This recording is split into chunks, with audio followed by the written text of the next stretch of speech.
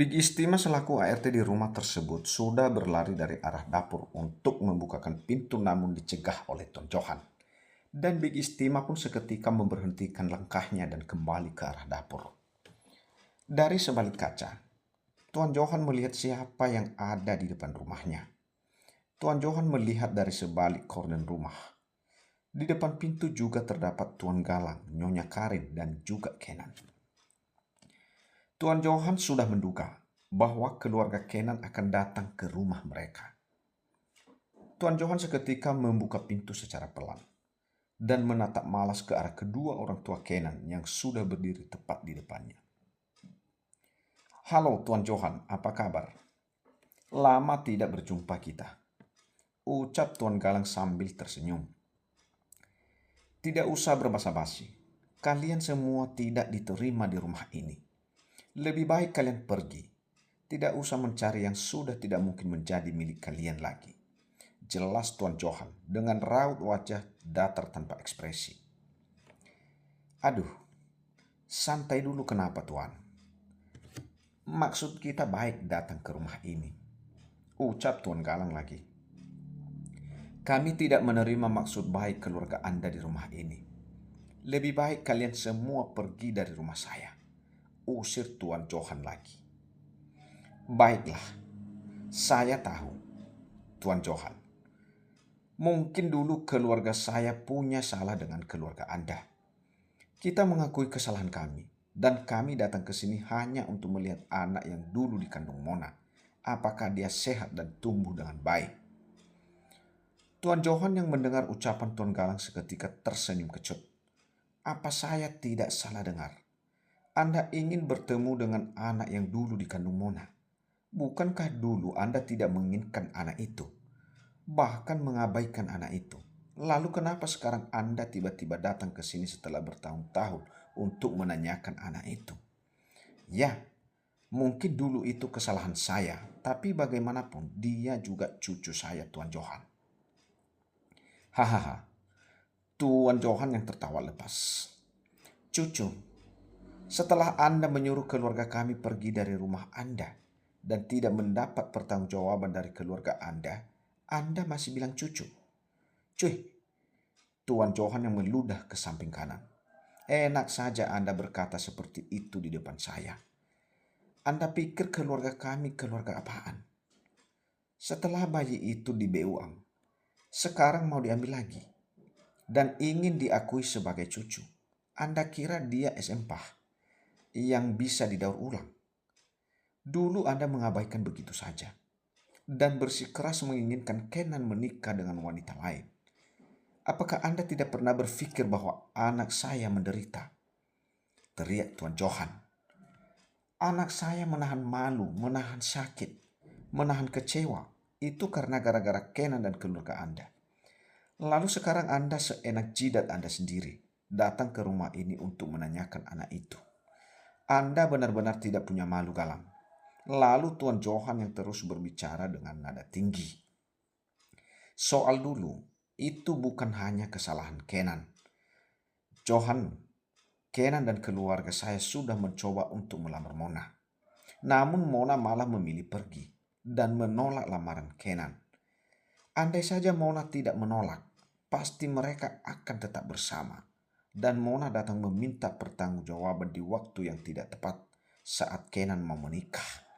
Jika Kenan laki-laki yang baik dan Anda orang tua yang baik, saya yakin Anda mampu membatalkan pernikahan tersebut untuk sedikit mengakui anak di dalam kandungan Mona. Justru Anda mengusir kami untuk pergi dari rumah Anda. Jika saya menjadi orang tua Kenan dan berada di posisi Anda, saya akan menyuruh Kenan untuk menikah dengan wanita yang sudah dihamilnya, bukan malah menikah dengan wanita lain. Dan jika pernikahan itu tidak bisa dibatalkan, kenapa baru sekarang Anda dan Kenan datang untuk mencari Mona dan anaknya? Dulu kemana? Apakah dulu Anda dan keluarga Anda buta?" Tuan Johan yang terus menerka-nerka. Sebab kembali mengingat betapa menyakitkan hidup Mona dulu, hingga pindah kota untuk menutupi malu. "Saya sudah mencari Mona terus-menerus di Jepang, Om. Karena info terakhir yang saya dapat, Mona pindah ke Jepang, bukan di Bali. Om tidak tahu seperti apa saya mencari Mona saat itu, sahut Kenan. Memang seperti apa kamu mencari Mona, ha?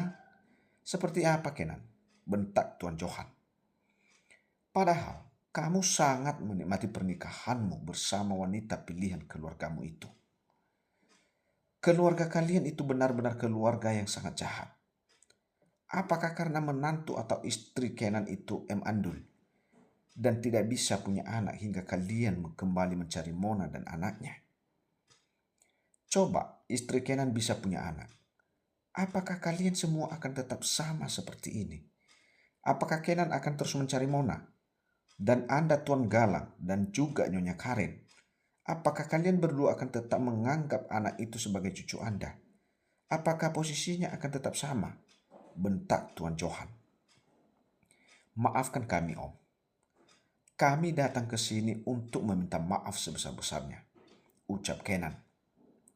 Tidak, saya tidak akan pernah memaafkan kamu, Kenan. Saya sangat sakit hati dengan kamu. Lebih baik kalian semua pergi sekarang dari rumah ini. Dan jangan pernah datang ke rumah ini. Karena saya tidak akan mengizinkan Kenan untuk kembali lagi dengan Mona. Bahkan Mona juga sudah tidak mau bertemu Kenan. Dia sudah bahagia dan jangan pernah mengganggu kebahagiaan putri saya. Tapi kita bisa bicarakan ini semua dengan baik-baik, Tuan Johan, sahut Nyonya Karen. Tidak ada yang perlu dibicarakan. Dulu Anda juga hampir menyerang anak saya karena Anda merasa kecewa. Saya juga kecewa dengan Anda, Nona Karen. Lebih baik Anda bawa suami Anda dan juga anak Anda pergi dari rumah saya. Karena kedatangan Anda tidak berarti apa-apa untuk saya. Cuy, Tuan Johan yang kembali masuk ke dalam rumah begitu saja. Bro, Tuan Johan yang sudah memutus pintu rumah begitu saja. Om, tapi anak itu juga anak saya, darah daging saya, teriak Kenan. Namun Tuan Johan tidak mengindahkan lagi. Buka pintunya, Johan, teriak Tuan Galang sambil menggedor pintu berkali-kali. Bagaimanapun, anak itu juga anak Kenan, darah daging Kenan. Kenan juga berhak untuk anak itu.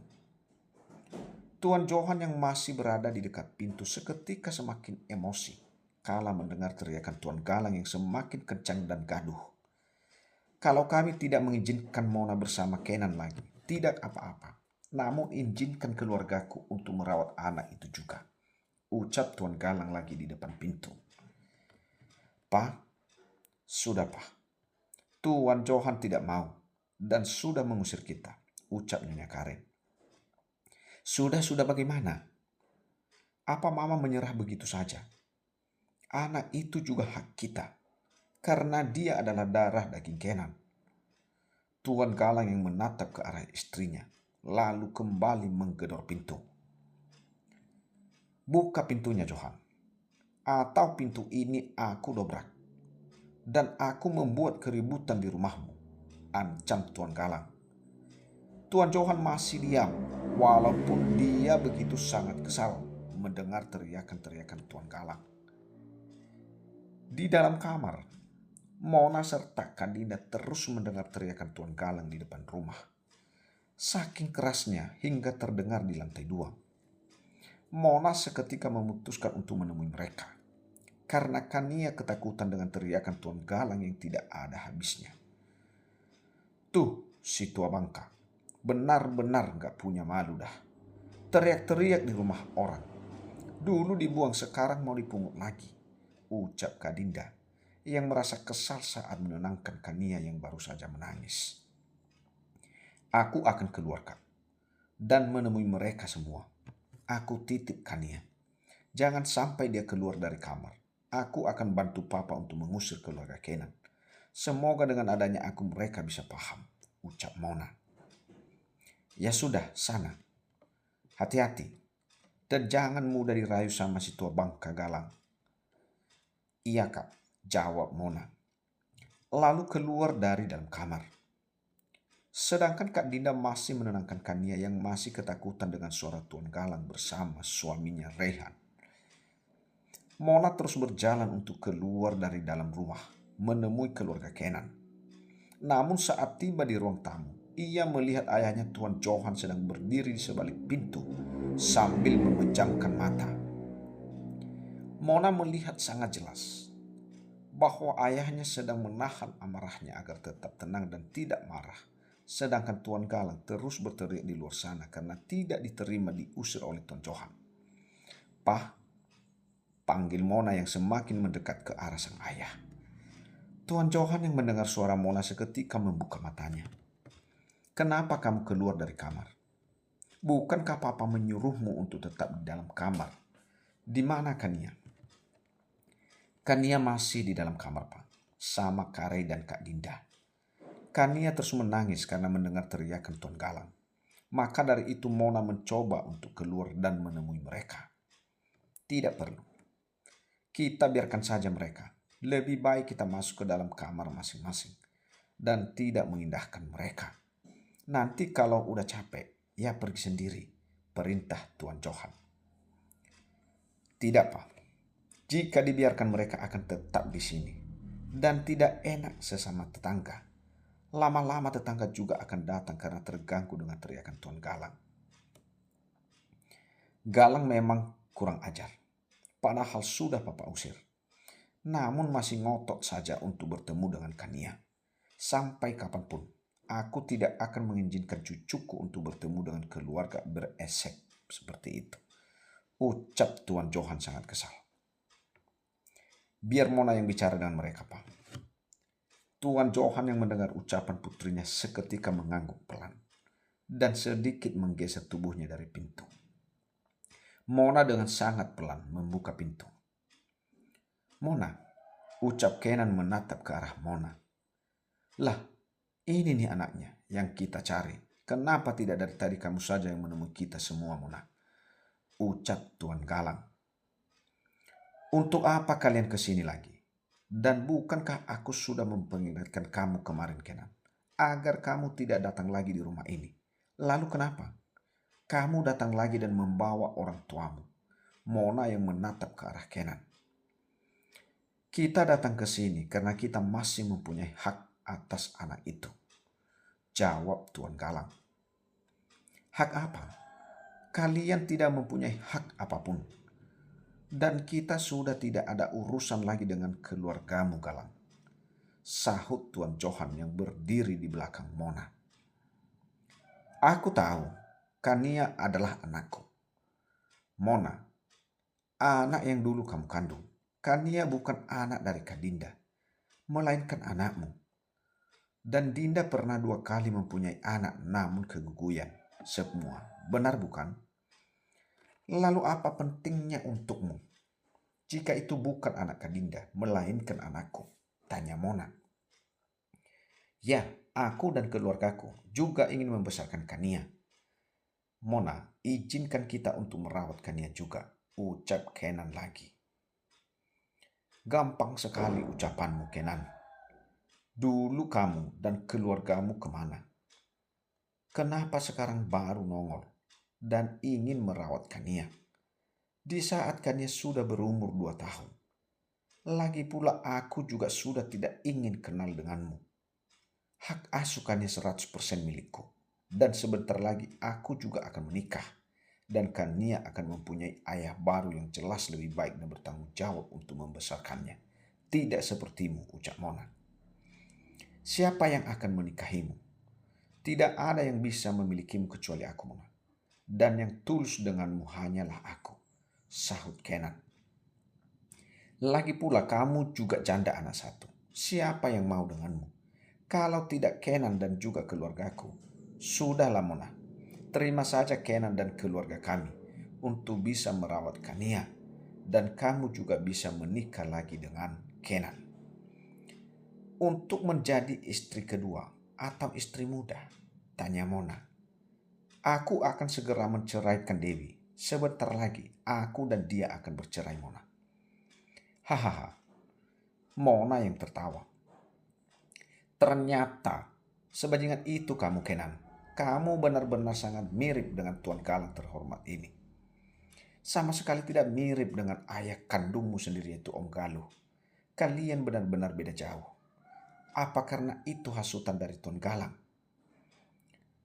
Tutup mulutmu, Mona. Kamu ini janda. Tidak akan ada yang mau dengan kamu. Ejek Tuan Galang. Siapa bilang?